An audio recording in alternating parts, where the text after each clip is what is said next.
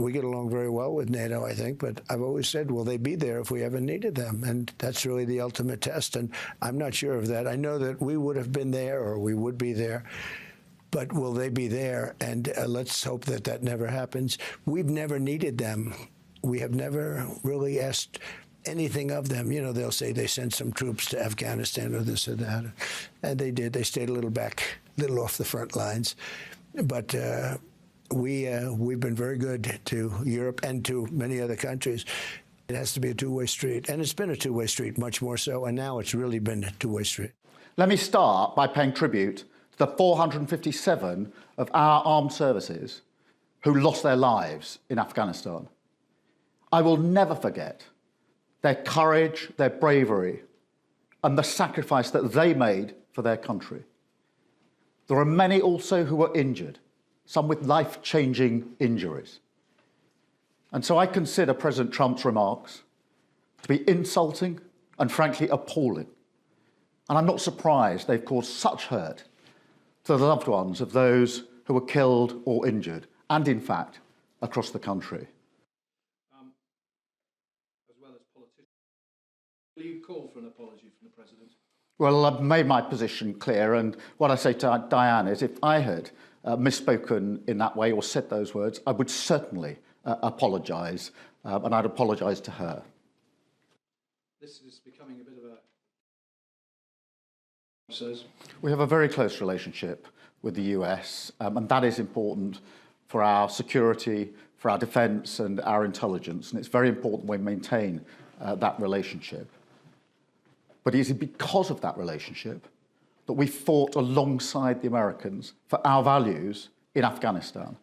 And it was in that context that people lost their lives or suffered terrible injuries, fighting for freedom, fighting with our allies for what we believe in. Thank you. What do you make of President Trump's comments that NATO troops stood a little off the front line during the Afghanistan war? It's complete nonsense. It is complete nonsense. I spoke to parents of young men who had lost their lives in Afghanistan, and I think it is a disgrace to denigrate their memory like that. Every November, we celebrate our fallen. It's not just World War I or World War II. It is more recent conflicts like Iraq and Afghanistan. And I think that there is too much careless talk from President Trump. He clearly doesn't know the history of what happened. I'm somebody who believes in NATO. It is a force for good in the world. We need a strong NATO. We mustn't have these sorts of throwaway remarks that actually weaken the strong relationship between those countries in the alliance. Should President Trump apologise? Should the PM ask for an apology? I think the PM should ask for an apology, and the PM should ask for a retraction or a clarification of those remarks. Something similar happened when J.D. Vance made comments like that. I remember sending a message, because he's someone who I do know, just saying, I don't think people understood what you said. Would you like to say it again? And he did so that would be welcome.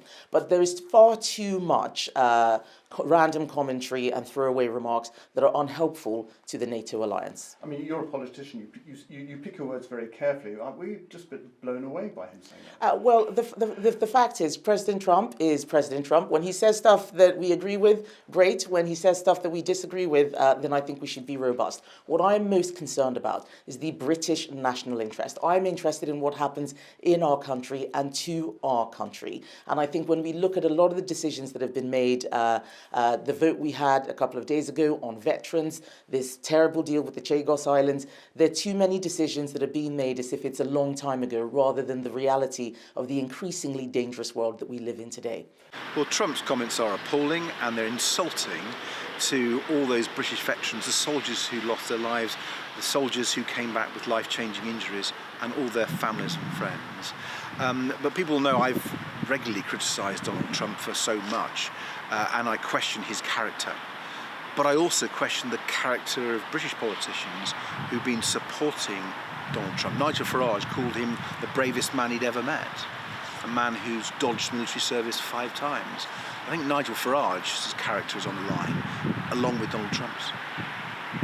And, you know, Donald Trump has been putting European politicians through the ringer in the last few days with Greenland and the shift back on policies and everything. What do you make of Prime Minister Keir Starmer's response to that?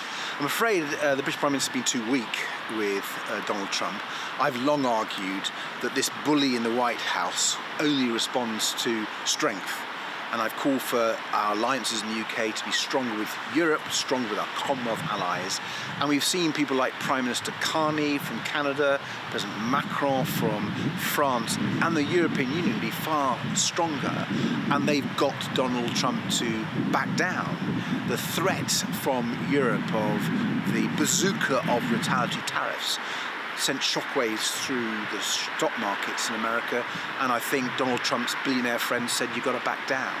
So standing tough and strong against Donald Trump is what is required, what Liberal Democrats have been arguing for. I'm afraid the British Prime Minister and indeed other opposition parties have been too weak. I mean, do you think that Trump can be appeased? No, he can't. Yes, there's a role for diplomatic behind-the-scenes cajoling, but when he is being so insulting to our troops, when he's being so hostile to our country and our values, threatening the end of NATO, you cannot do that by appeasement. You have to stand up to him. You've got to be much stronger. And you've got to be stronger with allies in Europe, in the Commonwealth. And if you do that, we've seen time and again that he will back down. So I'm afraid that the British government, the Conservative opposition, the Reform opposition, have just got it wrong here. You've got to be tougher on Donald Trump. And in your closet?